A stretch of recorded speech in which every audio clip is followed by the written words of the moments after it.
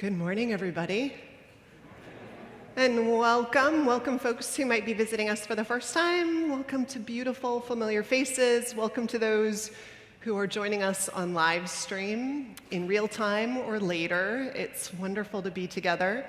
I'm Vanessa Southern. I'm the senior minister of the congregation and just back from a month installment of sabbatical, so thank you all for making that possible. A little time with family in India, a couple weeks deep in reading and seeing art and immersing myself in things that are restorative, and a week getting a broken nose fixed that dates back to college, but ultimately was making it impossible to breathe beautifully and restoratively through my nose, so I can breathe now. Yay. Yeah.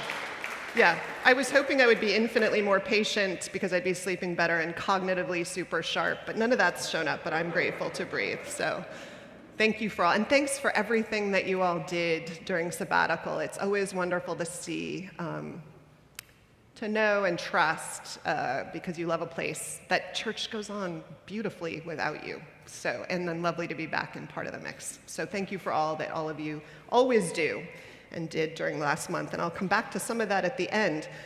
I want to just thank Daniel Jackoway, who's here as the worship associate, joining me up on the chancel, to our choir and our bell choir and our soloists, to Mark Sumner, our music director and choir director, Reiko Oda Lane, our fantastic organist, and to all of our tech team, Jonathan Silk, and who's on camera today? Who's up there? Oh, Jackson Munn. Jackson Munn and Joe Chapeau's on chat if people have questions. Thanks to Linda Messner and our ushers this morning. Thanks to everybody who makes Sunday morning possible. Our beauty squad, Judy Payne, I think today is the member of the beauty team that made our flowers possible. Everybody, and all of you who make worship possible. It strikes me that we have a tradition that came before I arrived, that when someone passes away, we extinguish a candle on our altar, which feels very powerful. But we don't have a tradition when a baby joins us. And so I meant to extinguish one of these in advance, but I think probably then the sextons would have kept relighting it and we would have gone into this battle. So we'll have to figure out a long-term strategy for how we do that ritually. But we're going to do this today because on January 31st, Tess Dawn Warto, who is a daughter of, many of you know Shannon Warto and her husband, was born, a beautiful baby that I hope we will all get to see and hold soon, healthy, 7 pounds, 10.6 ounces. And in this city of San Francisco, we all know that babies are a scarce, beautiful blessing. So, to Tess and our ability to welcome her into this village of care. One of the things that happened during my sabbatical, I was especially just so grateful for, and Laura Shenham and others led the work. And I want to follow up in 2 ways this morning. As Unitarian Universalists, we are on this journey, as you all know, many of you know, to live the 8th principle together. And those who are new to us, we'd be happy to help you kind of get in on that conversation. But it's about, among other things, how we learn to recognize systems of systemic racism and problematic cultural norms. These systems and norms, as we all have learned and continue to learn, are perpetuated in us, in the world, in our structures, in our interactions, and contribute to the ongoing oppression and diminishment of other folks, particularly Black, Indigenous, and people of color, but also women and folks whose gender identity and sexual orientation or abilities or immigration status or a host of other factors of identity affects their position in society unfairly, destructively. And so, to do this work, we as a community are all about right now figuring out what it means to build our capacity for learning and for grace, which is an extraordinary journey to be on together. We learn from one another, as we all know in our lives, beyond church, from hurt and from important and hard conversations often. And we extend grace. Increasingly, we extend grace, knowing that we also, all of us, participate in all of these structures and norms, and so we too will do harm. So, learning and grace. This is what we want to build this growing capacity for, and even this thirst for together. So in that spirit, I just want to name 2 things. First is that Reverend Shenham and I are going to be hosting a White Allies gathering in the chapel, which is out here, in 2 weeks when we're both here. She's got some study leave coming up and we want to be there together, so on the 26th. This is going to be a chance to have some more dialogue just among our white members about the 8th principle. I know some folks have questions that they've raised individually and wanted a chance to unpack some of the hurt that got named in the past. And again, if you're new here today, I'm happy to, don't mean to talk in internal business, but we'd love to get you in on the conversation and talk about the apologies and the explanations and bring ideas, bring concerns, bring hopes to that space. So please come. We'll have a chance to get a cup of coffee and then meet together in that space together. And second, I want to say that a couple of people reached out after the January 29th service to share how something in the sermon was experienced as harmful. And we are, I want you to know, in a conversation with all the parties about that. And it is our hope and expectation to be able to share back some of the important learnings that come out of those conversations too. So, blessings to all of us in this work of building our capacity for learning and grace. Good morning and welcome.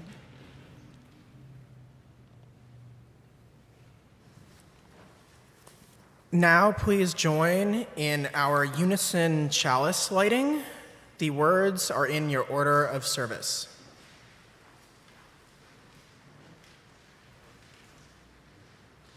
We light this chalice for the light of truth, the warmth of love, and the fire of commitment. We light this symbol of our faith as we gather together.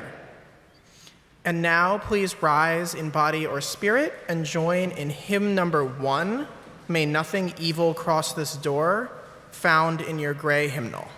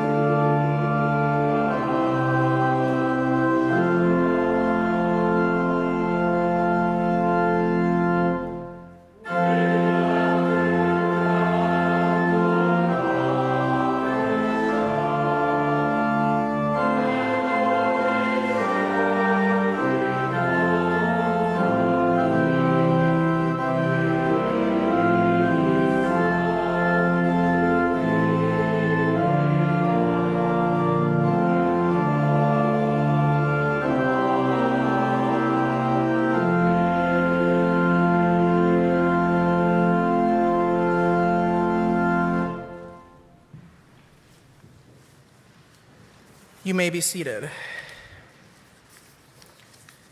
If this is your first time joining or watching, thank you for joining us.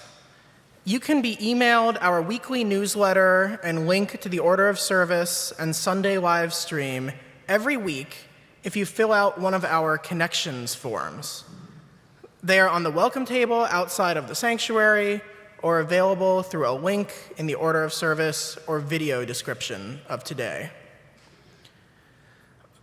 For those of you who are here in person, please join us after the service for our social hour in the courtyard. I'd now like to invite Hannah Hart up to make an announcement about our winter shelter.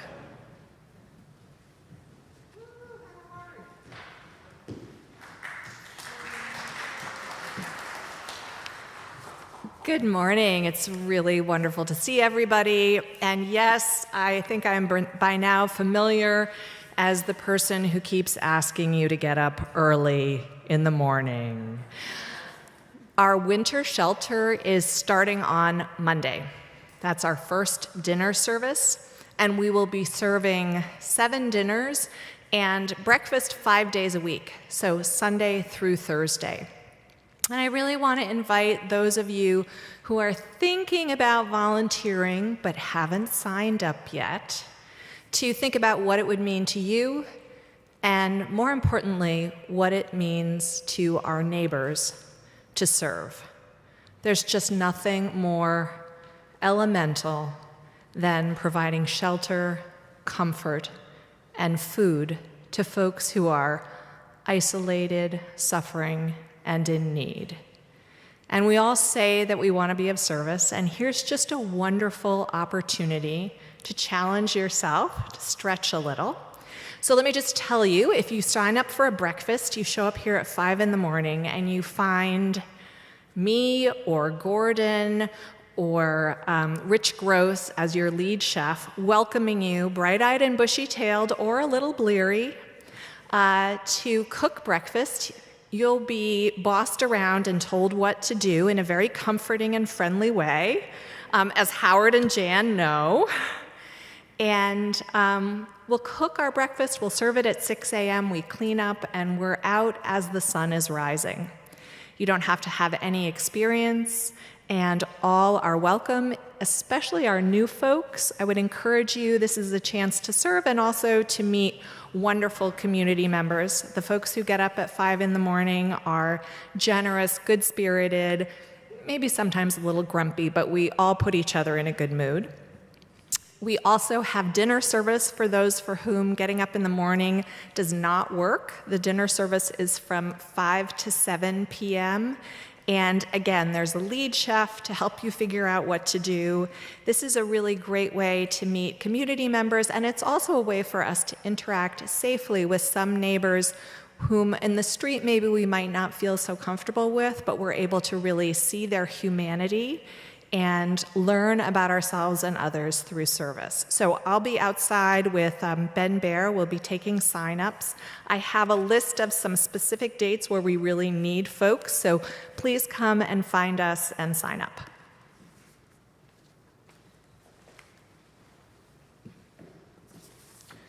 Thank you, Hannah. The order of service lists upcoming events and links to opportunities to connect. Please engage in any or all that are of interest to you. I'd like to draw your special attention to a few more announcements. There is a new UU class after the service today in our fireside room so that you can find out more about us if you are new. If you did not sign the petition last week asking the city to make a commemorative street for Reverend Dr. Howard Thurman, please do so today. And the Kopenhagen Community Trust is a nonprofit women's empowerment organization outside of Johannesburg, South Africa. Our connection began with our Minister Emerita, Margot Campbell-Gross, and has lasted about 2 decades. A wonderful wall hanging embroidered by the Kopenhagen women is displayed in the church office, and the beautiful banners in the chapel representing various world religions were also embroidered by them. We have an opportunity to gather gifts for the Kopenhagen women, which will be delivered to Johannesburg in April. The goal is to fill 2 suitcases with items that would be helpful. We know from past experience that gifts of reading glasses, socks, embroidery thread, and other items are appreciated. Please stop by the table in the gallery after the service to learn more about Kopenhagen and how you can help. That's just a few of the updates you'll find in the order of service. And now, please greet one another if you are here in person.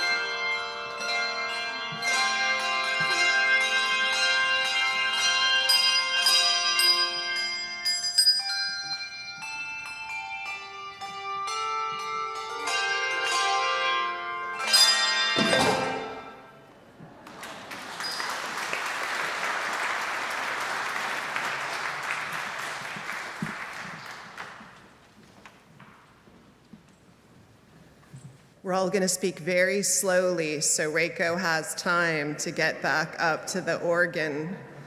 But it's a good time to mention that covenant, which is what we're about to say, is this fancy old word for promises of the heart, and that as Unitarian Universalists, we are not bound by a narrow creed, but by this incredible set of promises that we make to each other about how we're going to be together, and that the words that are in the unison covenant in the order of service are some of those promises. And so we remind ourselves of these and of the larger spirit in which we gather when we say them each week. So join me as we say together the words of our covenant printed in your order of service. Love is the spirit of this church, and service is its prayer. This is our great covenant, to dwell together in peace, to seek the truth in freedom, and to help one another.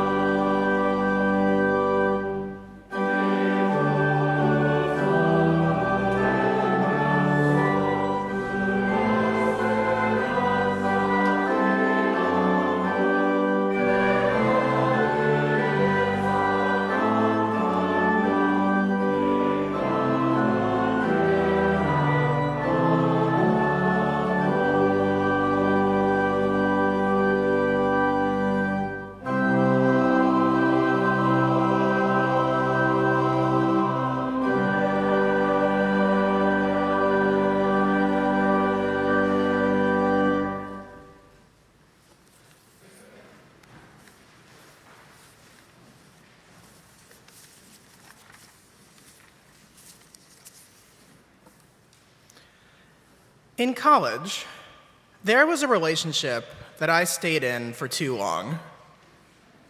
For anonymity, let's call the other half of this relationship GF for girlfriend. For a variety of reasons, I became ambivalent about the relationship just a few months in, and continued that way for almost a year. Even after the relationship started developing some pretty serious negative qualities, it took me a couple of months to end it. Why? The main answer is a dearth of self-love and lack of belief that I was lovable. I was lonely in high school, with respect both to friends, but especially to romance. College was better. I made good friends and dated a little, but I still didn't fundamentally believe in my heart that finding another good person who wanted to date me was a sure thing, ever. Furthermore, my relationship with GF coincided with new, deep discomfort and angst with my masculinity, as I started to really see the ways that my gender defined what people expected of me and how they viewed my actions. After a childhood enjoying the privilege of not really thinking about gender, I woke up to how constrained the be a man box is, and the ways that those expectations did not resonate for me. I was toying with the idea of a non-binary identity at a time when that was far less normal than it is today. Many of you may think that I'm young, but in the decades since I was in college, non-binary visibility and awareness has come a long way, and the number of college students openly identifying as non-binary has increased significantly. GF was extremely supportive and understanding through my explorations. So in a critical way, this relationship was giving me what I needed. James Baldwin wrote, quote, "Love takes off the masks that we fear we cannot live without and know we cannot live within," end quote. And because GF was doing that, seeing me for my whole self and supporting me in exploring my identity, it felt like the relationship had what it needed. So it was hard for me to say goodbye to that, even as increasingly undeniable issues arose. Luckily, my fears that it would be impossible to find love were unfounded. While I was single for several years after GF, I then started dating my now wife, who is not only a wonderful partner, but is also just as affirming of my complicated feelings about masculinity and supportive of my gender, however it evolves. Thank you.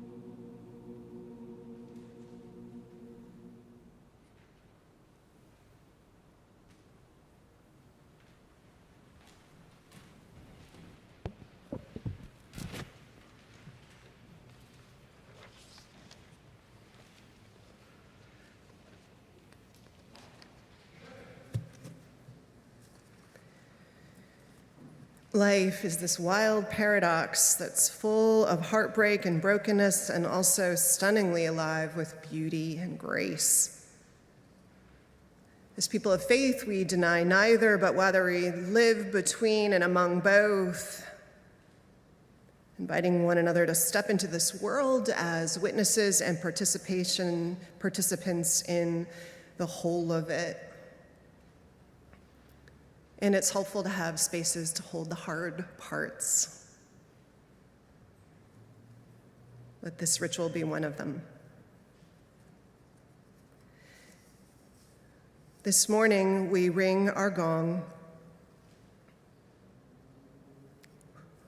once for the 33,000 so far numbered as lost, the tens of thousands who are injured, more who are missing, and the 1.3 million displaced in 2 nations with cities of rubble, challenging recovery efforts, homes destroyed in the depths of winter. For our neighbors in Turkey and Syria, victims of the earthquake that struck this last Monday, we ring our gong once. We ring our gong also to remember the ongoing losses to COVID-19 and note them even as we feel the gratitude for the lower levels of death that are resulting thanks to the miracle of vaccines and medical interventions and the luck of particular mutations of this virus. That this last week, 7,623 people that were numbered officially died of COVID-19 globally, and in our country, 1,821 of those losses were our own, most intimately. And we hold all those recovering from losses to their circle of loved ones and all those struggling with long COVID. We ring our gong one final time this morning for the people of Ukraine and people in war everywhere, private wars in their homes or also in their nations, or shared larger ones between nations, struggles against poverty and racism, homophobia, the shared struggle to face climate change. And we call out in witness to all the unnecessary losses and hurts in this world. Pray for human wisdom and ingenuity to claim the day. And also hold with gratitude all who give their lives fiercely to protect and serve what they love and what is worth preserving in the world. For the peacemakers and the healers. May we keep all that we have named this morning and all those we have named in our thoughts and in our prayers. The places of this wild paradox of beauty and heartbreak in our own lives. May we serve all of life with the largest love we can find and cultivate in ourselves. And may we ease the tide of human suffering this coming week, howsoever we can.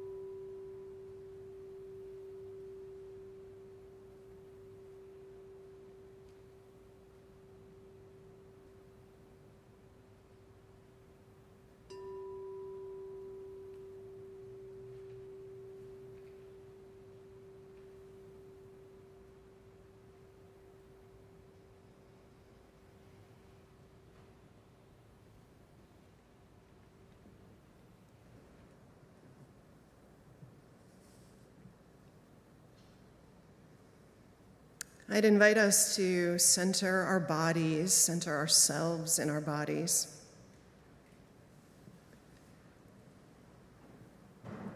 ground ourselves in our breath, breathing in peace, breathing out love.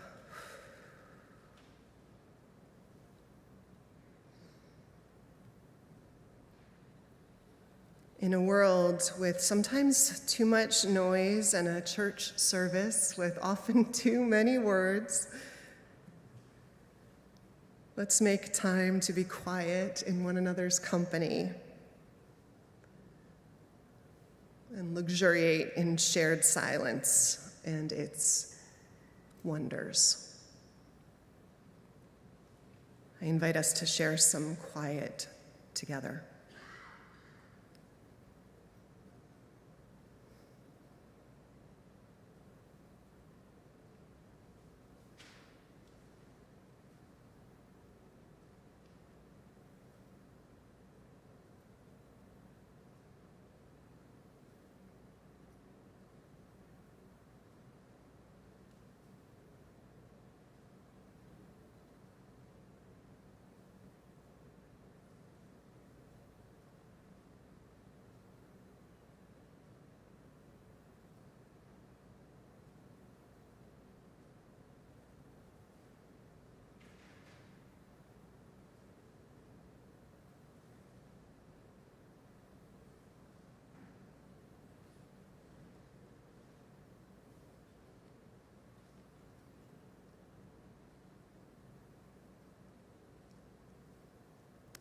Amen.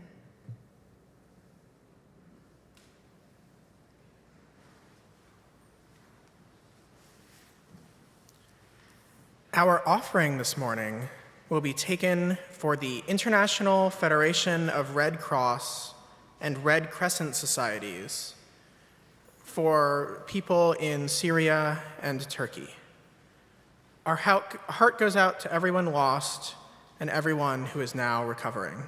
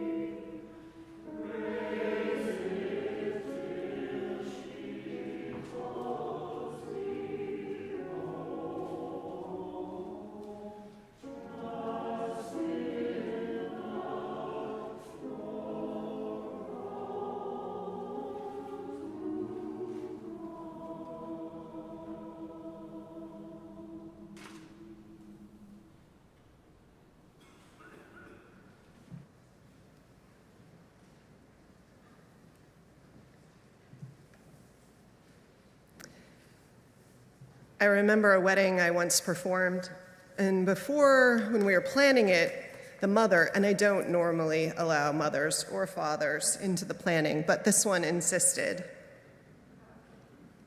She told her son she wanted the reading to be from the Song of Songs, or Song of Solomon. She wanted it to be in the service, a reading, a passage, one of them, in which the passion and sensuality of lovers is described, as they do, speaking to each other in that book and of each other.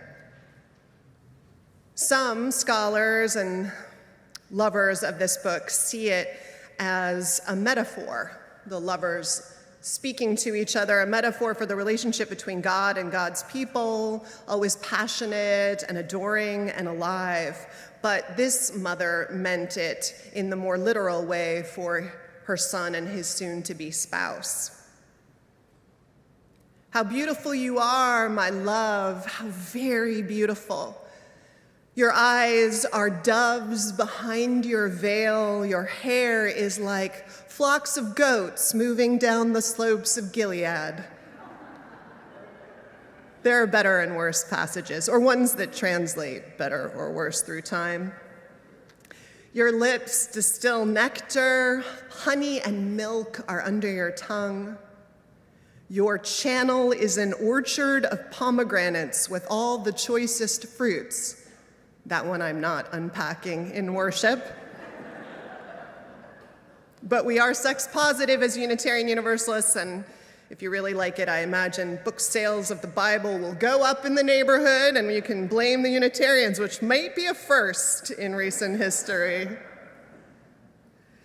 The passages are filled with the adoration of lovers. You are altogether beautiful, my love. There is no flaw in you.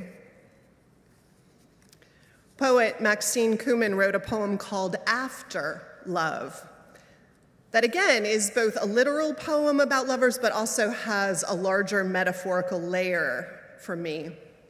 She writes, afterwards, the compromise. Bodies resume their boundaries. These legs, for instance, mine, your arms take you back in. Spoons of our fingers, lips admit their ownership. The bedding yawns. A door blows aimlessly ajar, and overhead a plane, sing-song coming down. Nothing is changed, except there was a moment when the wolf, the mongering wolf who stands outside the self, lay lightly down and slept. The poem, of course, is a description of life the moment after making love, or at least after an interlude of deep physical intimacy and connection.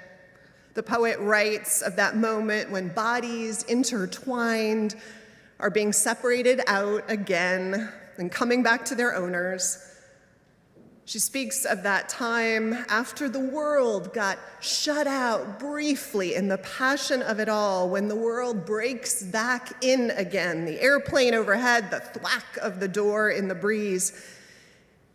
And it's that time when the self that had been lost in this gorgeous surrender to a larger we has to put its wolf of separation back to guard the door.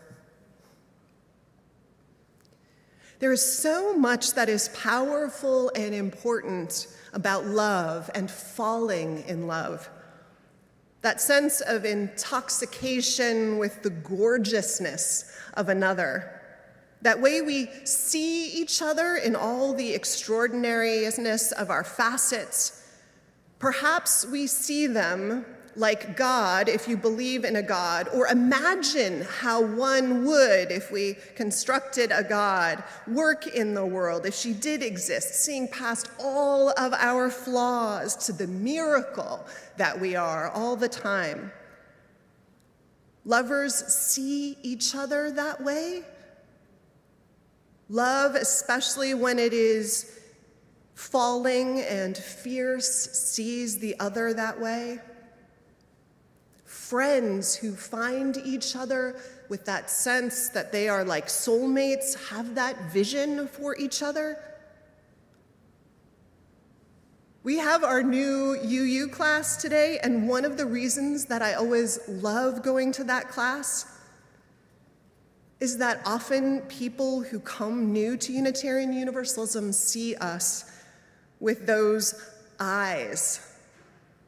And it's gorgeous and important to see ourselves through those eyes periodically from time to time to remind us of something we're at risk of forgetting.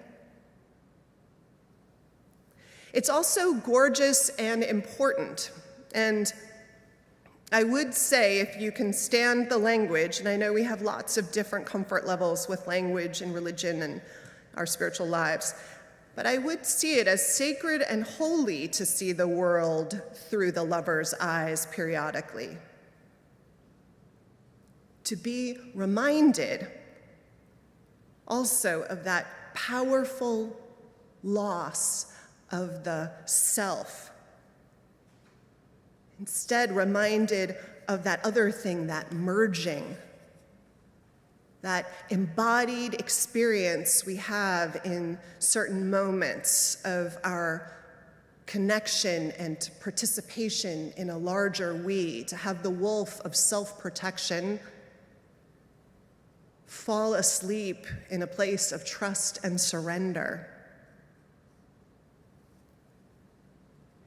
It's a good reminder, those moments, if we can stay in them and hang on to them, that we come from larger love, that I think we return to larger love. That though we're all walking for a while in a form of life that has an illusion of separateness, as so many wise people of all places and times have said through the ages, since the beginning of the human journey, that the deeper truth is that we are part of an interconnected web of existence, a network of mutuality, as King said. The kingdom of God for me, whether it is reality or metaphor, it is the ontological, teleological truth of where we would be as a world if we knew and lived the truth of those moments of knowing, of unity and interconnection. Just imagine how much would go away, how much would be alleviated if we lived that truth.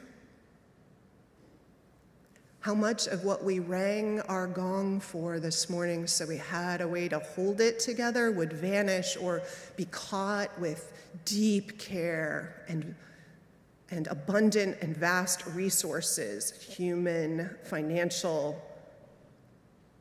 How much the world would be burnished into a place that we could live more abundantly if we together didn't forget this truth that we know in these moments. But we do return, each of us, from all those moments of knowing and infatuation and merging into the reclaiming of our own limbs and the wolf waking up to a journey that's our own. And the poet's implied question for me is, what happens after love, after we return our arms and legs to their rightful places in the lives that we lead outside these peak moments of connection? Anne Morrow Lindbergh, during a vacation at the ocean over 70 years ago, wrote what she found and saw in the shells and the rhythms of the place. In the book, Gifts from the Sea, she wrote how one of the things she realizes there is how love, like the ocean, has its tides. When you love someone, she writes, you do not love them all the time in exactly the same way from moment to moment. It is impossible, it's even a lie to pretend to. And yet this is exactly what most of us demand. We have so little faith in the ebb and flow of life, of love, of relationships. We leap at the flow of the tide, yet we resist in terror its ebb. We are afraid it will never return. We insist on permanency, on duration, on continuity, when the only continuity in life, as in love, is in growth, in fluidity, in freedom, in the sense that the dancers are free, barely touching as they pass, but partners in the same pattern. Lindbergh is, of course, right. In all love relationships, there is an ebb and a flow. And the moment after love is often about this distance, this pattern of space and intermittency with return to intimacy and connection, and back like these tides of the ocean. To resist that pattern is to resist the natural dynamics of the human heart and life's demands. And it's also true in the theme of today's sermon that as part of tending to love and its aliveness, we're aware of and attend to that rhythm.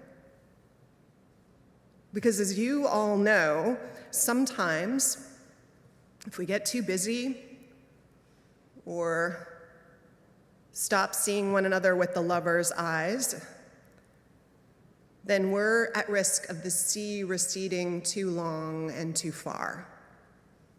And it isn't good for our hearts or our relationships when that happens, to have too much space in our togetherness, as Lebanese poet Khalil Gibran described it. Years ago, I knew a couple who told me they had felt like they were in just one of those situations. They weren't dangerously separated, but they were having a harder time finding their way back to each other. And by the way, it's great when you can see somebody, talk to someone, anyone, a friend, a therapist, when you find yourself in one of those places. One of the hardest stats that I heard years ago was the percentage of couples who come to a therapist as a last-ditch effort, because often it is too late then to find their way back to each other. So this couple was doing an appropriately timed intervention.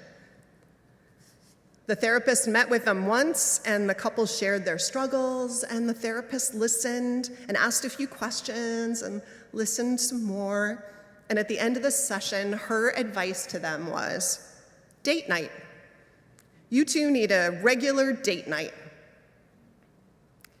The couple was annoyed at this pretty ordinary advice for their unique and extraordinary relationship.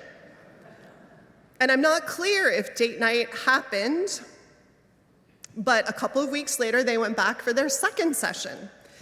And at that session, they talked about the struggles they'd had in the last couple of weeks, and the therapist listened and asked a few questions, and they spoke some more, and she listened some more, and at the end of the session, she repeated the same original advice. This time, they left and headed out to a dinner they had pre-planned afterwards. And at dinner, they talked over, I'm imagining, a lovely bottle of wine and some nice food and in a cheerful place, about how annoying the therapist was and how silly her advice was. And at the end of the dinner, they decided to fire the therapist, but keep date night. Maybe a common enemy is what we need in love. And recently I was on a call with leaders from our UU Ministers Association who are exploring how we can put in place among us as ministers, but I think ultimately in the larger movement, restorative justice practices. So when there are arguments or a break in covenant between us as ministers, we don't focus on punishment, but we focus on healing and reconnection. And one of the colleagues said in her research on restorative justice practices and restorative justice circles, what she had learned was that one of the teachers said that if you're going to do this, you should spend 80% of your time gathering in circles, being in conversation without crisis, and then only 20% of your time actually solving crises when they arise. I was thinking how odd at first that sounded, and then how intuitive and immediately obvious it was actually also that this was absolutely right for all relationships. That to weather hard moments, there has to be this wellspring of time together, good time together between us, whoever we are. And it doesn't have to be passionate, and it doesn't have to be transcendent. It just has to be good time. The kind of time that rebuilds and maintains trust and affection. And it is one of the legacies of pandemic that many of us rode out in our relationships, the pandemic time, on the full well of goodwill that we had in our relationships that allowed us to keep connected and stay connected, even when we were apart in such significant ways. But that at this point, those well springs are low. Those well springs that were built up over years are low. And so we have to spend time filling them up again in the same ways that we built them up in the first time. Which is to say that marriages, friendships, all of our connections, life in community, all requires now attention to time together, good time. And I also think, and I bet many of you know what I'm talking about, that the reason I'm saying good time is it's not just time together, not just minutes or hours, but how we are together. Did you know that when a phone buzzes, even if a person doesn't pick it up and respond, both people rate that conversation later as less satisfying? Did you know that when a phone is on a table during a conversation, people rate that conversation as less satisfying? Did you know when a phone buzzes in your pocket, this one of my daughter's teachers told them because she made everybody put their phones at the front of the room where they couldn't see them. When you feel a phone buzzing in your pocket, even if you don't respond to it, it takes up mental energy and reduces your ability to be present and focused and concentrate with the people in front of you. Phones are this literal and visible reminder that our conversations are interruptible, right? That they decrease intimacy and connection in all these ways, strange and interesting, and now that we all know what to do to make our time together better, that this beauty of unencumbered time together requires all sorts of intentional choices. For me, some of those choices mean choosing time together away from ordinary furniture that needs dusting and tax papers in the corner, things that remind us, like a phone, of what is undone. It may be time away, just even a town away, somewhere that speaks of adventure or that feeds the spirit and gives us something to connect around, like a free talk or a consort, or an outing in nature, which is so beautiful and restorative. And we have such an infinite number of gorgeous places at our disposal in this part of the world or wherever folks find themselves. In a world that loves the illusion of quick fixes and magic elixirs that you can buy to solve your problem, keeping love and connection alive involves the therapist's obvious advice of time.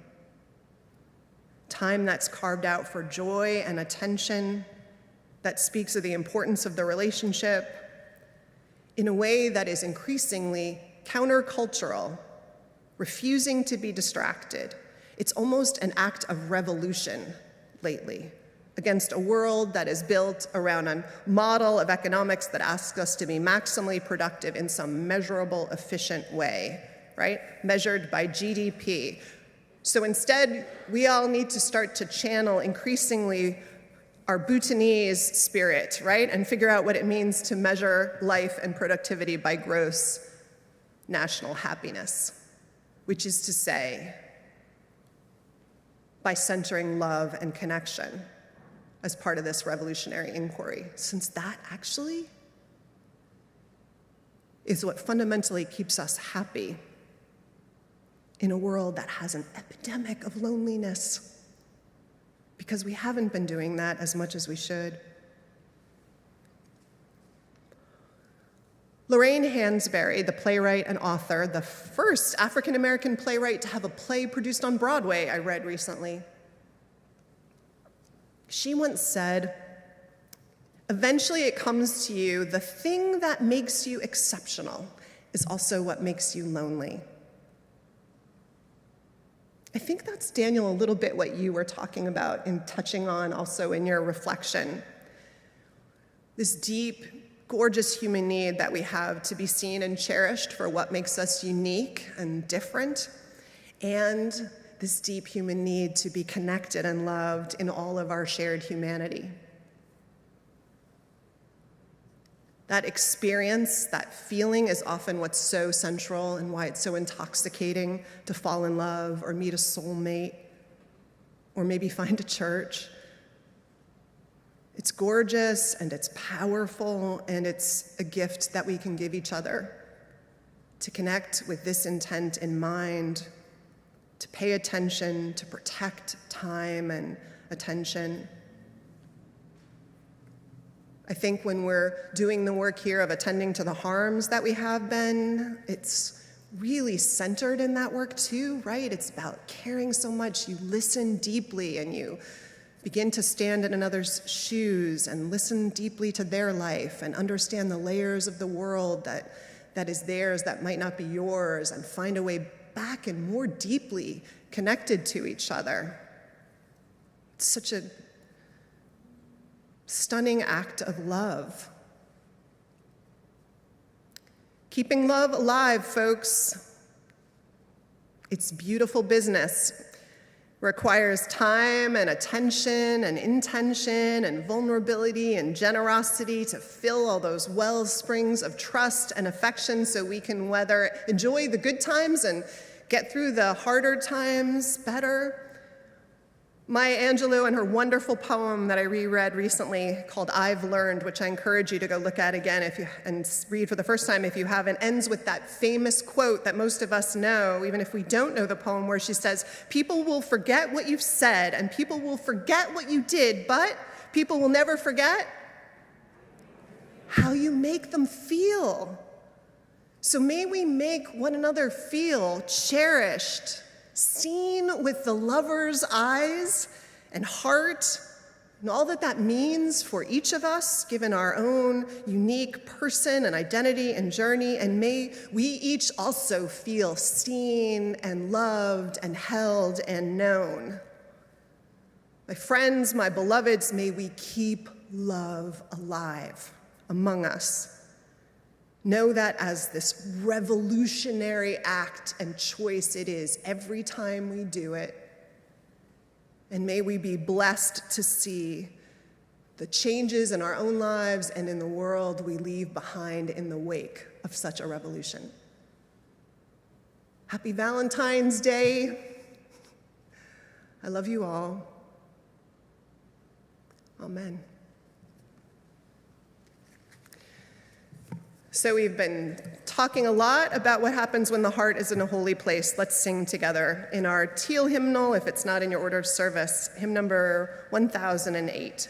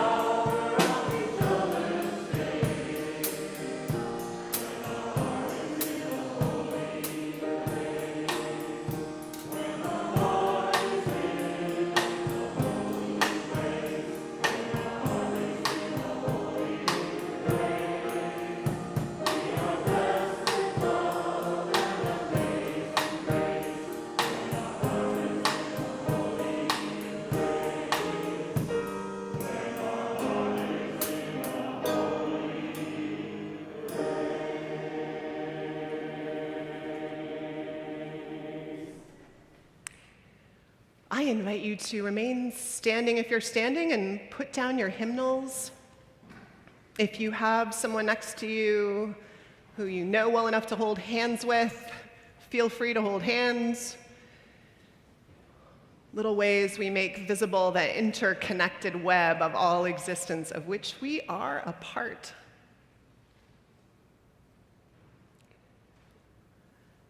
And now in our comings and our goings, may the light of larger love shine upon us and out from within us, and be gracious unto us and grant us peace. For this is the day we are given. Let us rejoice and be glad in it. Amen.